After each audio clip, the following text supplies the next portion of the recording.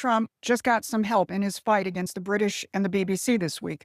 Russian official and Putin ally Kirill Dmitriev dropped two bombshell posts. Here's the first one.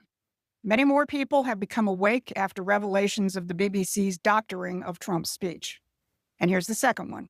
The UK's warmongering leftist global government, not the people, is the main obstacle to peace in Ukraine. The UK anti-Trump government supported Kamala, had Johnson destroy peace agreement with Russia, destroys Britain, and undermines America's security. Timely. These posts represent a tectonic shift, wrecking over 100 years of imperial manipulation. The Russians are no longer playing by the globalist games, and neither is Donald Trump. And the British know it, and as we're going to see, they're admitting it. But here's the problem. Not enough Americans, and way not enough of the MAGA movement, knows it because they have their heads trapped in the manufactured psyops that the British are running. Today it's Epstein, last week it was Fuentes versus Mark Levin, and on about how MAGA is breaking up. I'm Susan Kokinda, and I've been part of a movement that has studied and exposed the British role for 5 decades. I've fought for a return of the American policies that will put the modern-day British Empire out of business. And I'm here to show you how Donald Trump is doing just that.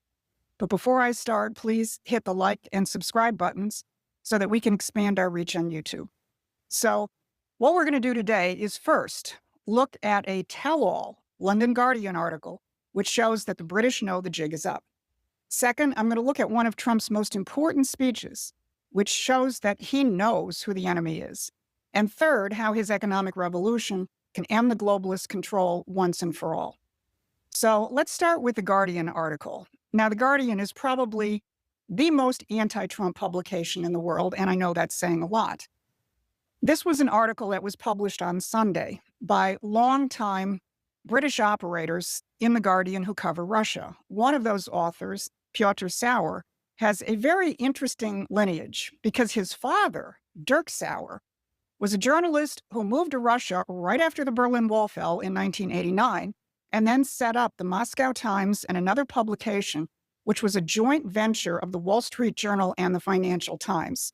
You don't get any more globalist or imperialist than those two publications. And then after the outbreak of the Ukraine war, those publications were declared foreign agents by the Russian government, and Dirk Sauer had to leave Russia.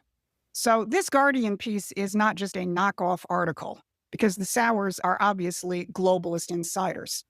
So let's go through some of the most important sections of this article. Here's the first. In recent years, Britain has become the villain of choice in Moscow's eyes. And then a little bit later, this year, Russia's Foreign Intelligence Service, the SVR, said, London today, like on the eve of both world wars, is acting as the main global warmonger. Now, stop for a minute and think about that. Both world wars. A lot of people